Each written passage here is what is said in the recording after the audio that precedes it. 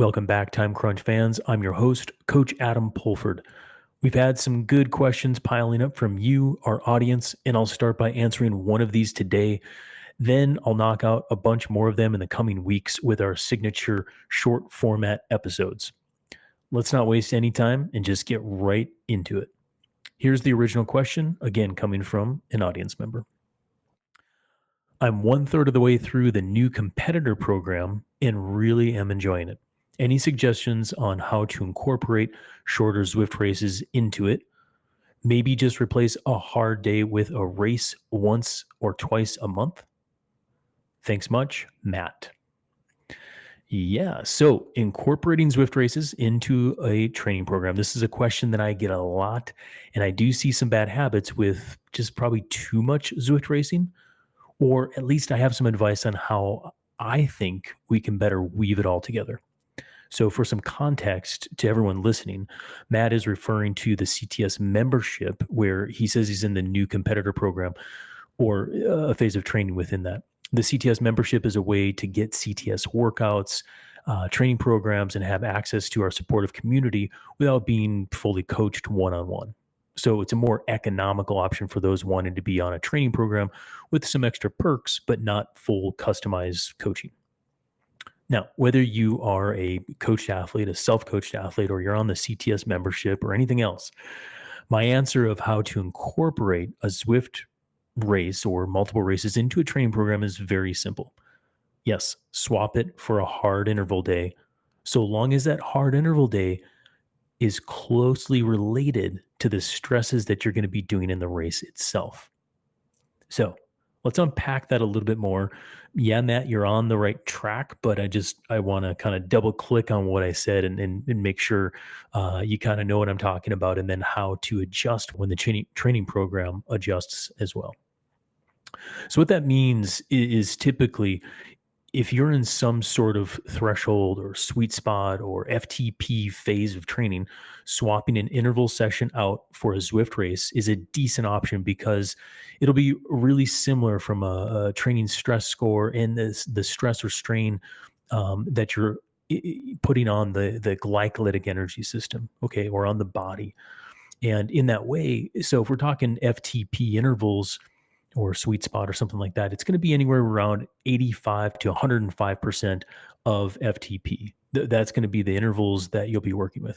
When you go to a Zwift race, you will likely average power somewhere within that 85 to 105% of your FTP. It's a hard threshold day, plain and simple. So you can also do a Zwift race and then check your TSS or intensity factor of that race itself and compare it to the prescribed workout.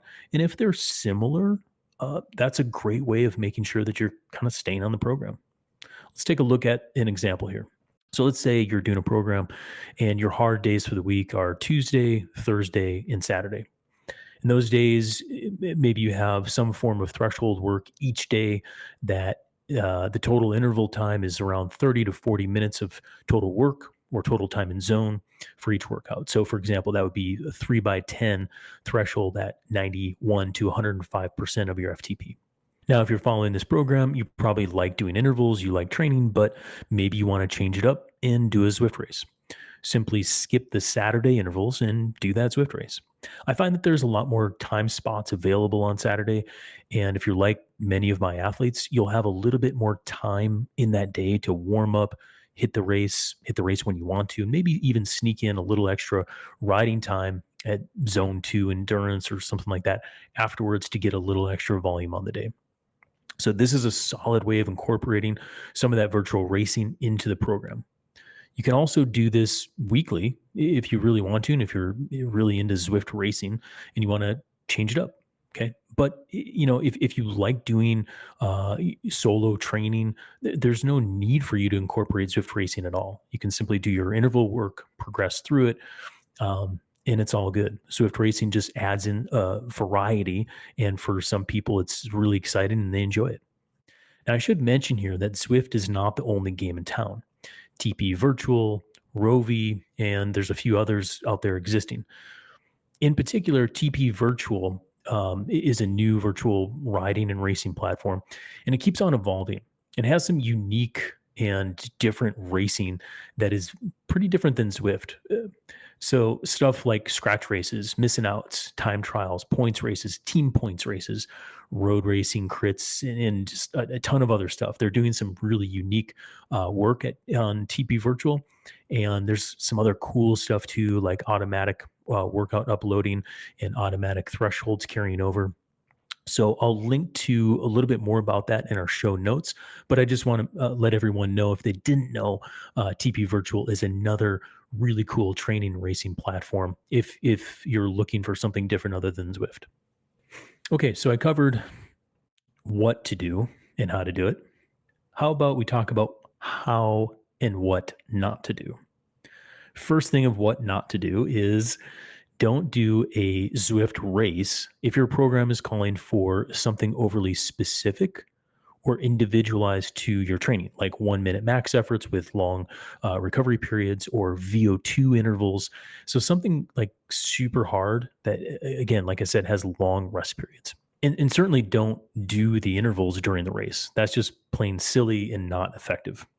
When you're doing training like this, the hard max efforts or VO2 and that kind of thing, the rest periods are just as important as the work periods to deliver the training adaptations. Typical Zwift racing or virtual racing platforms, they're hard from the gun, from start to finish. And maybe you have some like micro drafting recovery breaks in there. Like I said, it's mostly threshold, mostly hard TT stuff. It's good. It's quality. Well, I mean, it'll make you tired and you'll rest and you'll get better from it.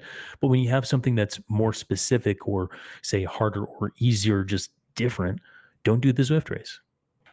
So, like I mentioned, maybe some of the TP virtual races can mimic some of that VO2 stuff on their shorter races and like the missing outs and that kind of thing.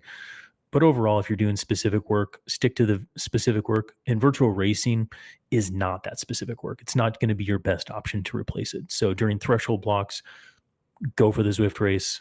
Other times, don't. So the second thing not to do is, if you're following a good training program and you want to add in Zwift racing, don't add in the racing in addition to the intervals. Okay. And in my example before, I said just replace it.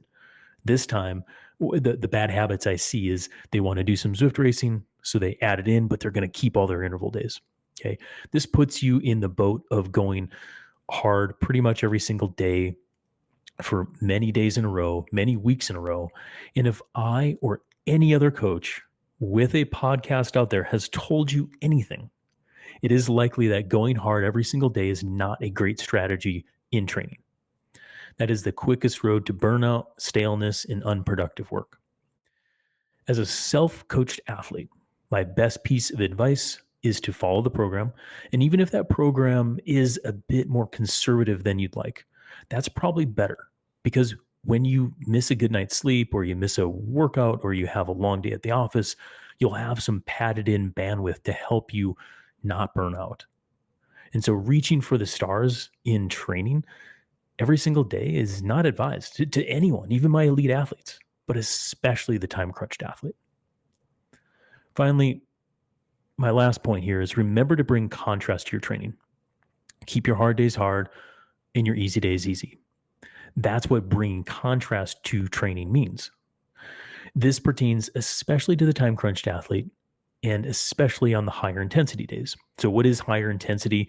Let's just call it zone 4 and higher for my argument's sake here. Okay, so that's threshold and above. My general advice is to keep high intensity sessions to 2 to 3 days per week for most weeks. This can be using hard intervals or group rides, or in this case, a Zwift race or virtual race of any kind. The other days of the week are good for zone 2 endurance riding, recovery miles, rest days, or strength training. Now, this framework usually hits the mark for most busy people to do enough of the targeted work without going overboard and getting too tired on any one day. You may be sitting there listening to me and thinking, I can do more than that. And yeah, you probably can for a short time. You can get away with 4 to 5 days of hard intensity in a week. And that's very realistic.